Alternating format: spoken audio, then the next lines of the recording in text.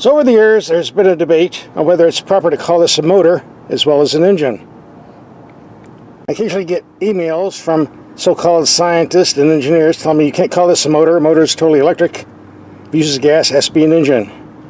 Is that so? Well, let me make my case. Number one, what does it say? BMW. What does that stand for? Translated English? Bavarian Motor Works. Not BEW, Bavarian Engine Works. So for those of us who want to call this a motor as well as an engine, I think I made my case. I'm often asked what my favorite brand of car is, and when I tell them BMW, they're kind of surprised because in the past I've warned people again and again to avoid German cars when they're out of warranty because they start falling apart and breaking down. And BMWs, yes, just as well. And there are two solutions for that. Number one, you can get a brand new vehicle, lease it, and get rid of it after 3 years. The second solution, if you don't want to spend that much money, is buy a BMW that's 3 years off lease. Then buy the extended 6-year, 100,000 mile factory warranty. Although the dealers in our area have a 6-year unlimited mileage warranty, which means you can rack up 1,000,000 miles on it in 6 years, it'll be covered. However, you have to take it to them for maintenance during that time, which can be kind of expensive, like $900 to replace a battery. But if you want a sedan that offers excellent performance, to me, the Beamer is the only way to go. I've been trying to get a 3 Series from BMW for some time as a test vehicle. They sent me a 5 Series and a 2 Series. Just can't get a 3 Series from them, so I had to bite the bullet and just get one myself. In this case, an M340i. And the first thing we want to do is check and see what brand of tires they're providing. Pirelli's. Okay, can't complain about that. The second thing to do is check and see if there's a spare tire. BMW doesn't give spare tires anymore. Usually they just issue run flats, and under here is all batteries, so no spare tire for you. And none for me. If you take a lot of out-of-town trips, do yourself a favor. Get a spare tire and jack and put it in here. You get a flat and a 3-day holiday weekend, roadside assistance ain't going to help you. Although the number for them is on the trunk lid if you want to give it a try. And if you get a BMW with run flat tires, they're good for maybe 30, 50 miles of running, and after that they go dead. So if you're on a freeway trip, a long ways from the nearest town, not going to do you much good. And one of the first things I want to do when I get a vehicle, regardless of who it belongs to, is take the headlights out in the dark and see how they perform and do some night driving. We already did a YouTube video on this car with the headlight test and night drive, and we'll have a link for that at the end of this video so you're not missing anything. Let's look under the hood and get the engine specs. Inline 6-cylinder, put out 382 horsepower, 369 pound-feet of torque at 1800 RPM. Fuel economy is claimed to be 23 in the city, 32 on the highway, and 26 overall. We'll be taking this out in the real world to get all the fuel economy numbers for you, not the fake stuff they post in other YouTube videos, so don't go away. Connected to this drive line is a 48-volt mild hybrid system that generates an extra 13 horsepower or 177 pounds-feet of torque on demand, but it's not included in the original power and torque figures I gave you for some reason, so don't know why. In any case, this is connected to a nice 8-speed automatic transmission and an all-wheel drive system. Let's take a look at the cabin, and the first thing you'll see are these excellent BMW seats. Beamers have some of the best seats on the planet. Very comfortable. They do not skimp at all on cost. Very nice leather trim as well. Modern looking. Good thus far. I like the way the doors shut. Very precise. Doesn't take much. Excellent workmanship. Since this is a personal vehicle rather than a factory car, I can make some derogatory comments without insulting BMW. My first comment is, why do they put all the climate controls on the info screen instead of having knobs? I guess it's the wave of the future. In all fairness, it's not too bad. You pull it up right here, everything's there for you, but you have to take your eyes off the road versus the older vehicles that had knobs on the bottom. This is the wave of the future, so I guess there's nothing we can do about it. I think the idea kind of sucks myself, but it is what it is. At least we did get a radio volume knob. Can't complain about that. We get a nice large 15-inch screen, by the way.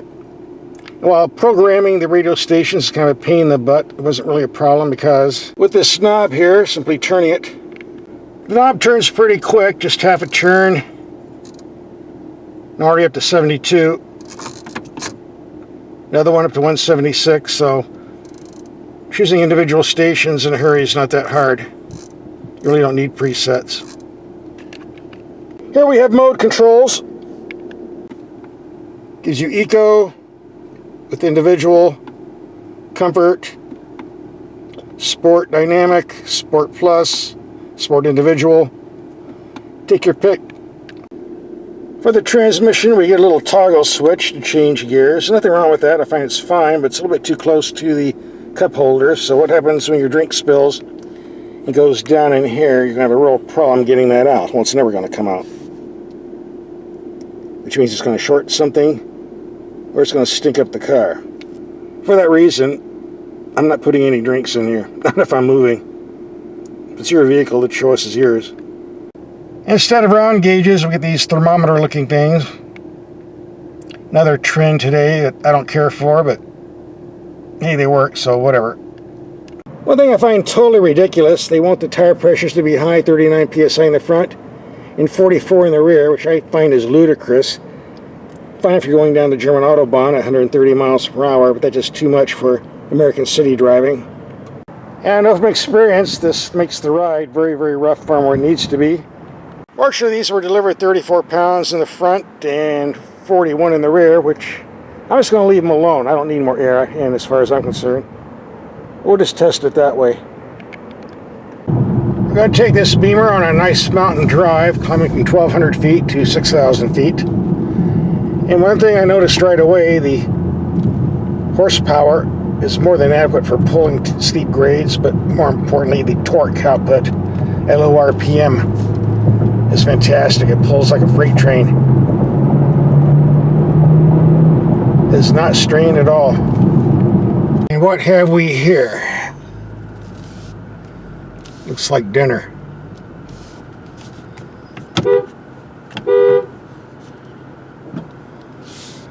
Yeah, let's hit that doing 50 miles an hour. It's on roads like this where you can understand why paddle shifters belong on the steering wheel, because whether you're taking mild corners or tight corners, the pedals are always at your fingertips. Or if the pedals are on the steering column, you can't reach them when you're taking corners like this, making them useless. Pedals belong on the steering wheel, period. That's why I'm glad BMW puts them there. And we reached the top of the mountain in 16.8 mpg. Not bad, really. Now we're making a return trip downhill, and this is where the BMW brakes come in. Absolutely excellent, superb, top rate. No fading at all. But that's what many German cars are famous for. And it's what we're paying for.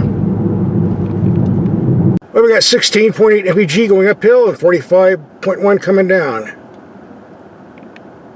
For those who are interested. Let's look at the fuel economy numbers.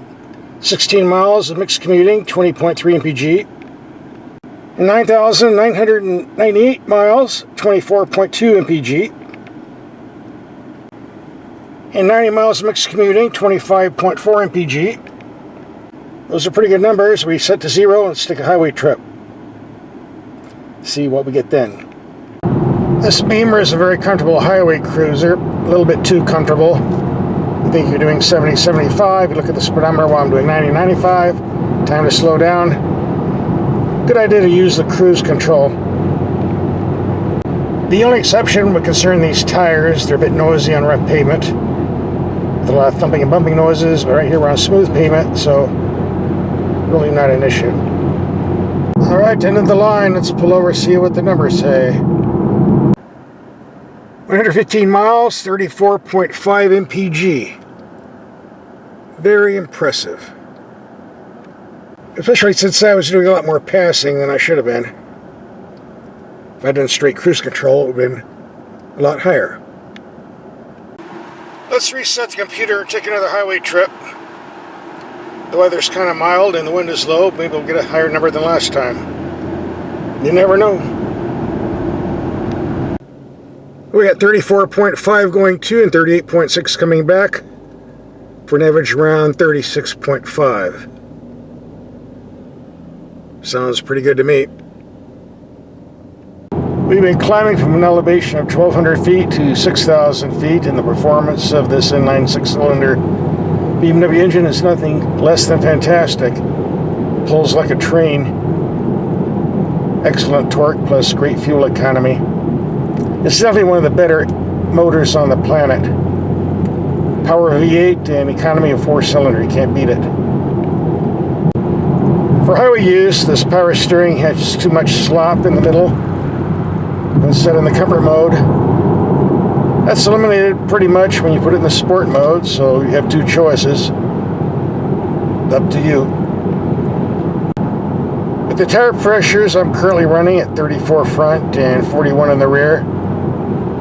The comfort of these tires is pretty much tolerable. Bumping up the tire pressures to the factory recommended 39 front, 44 in the rear, I just don't see the point in doing it. Again, your choice. And the fuel economy, after this long, tedious climb, is 28.9 mpg, which is really impressive.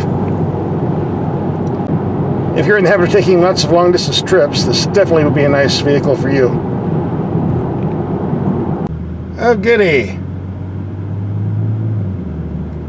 Something blocking the road.